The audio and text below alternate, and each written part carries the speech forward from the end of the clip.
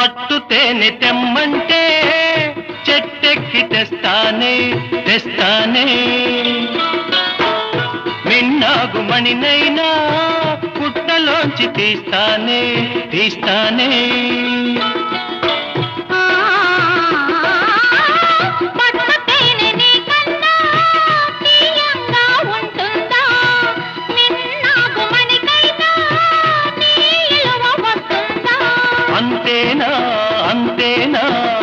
అవును.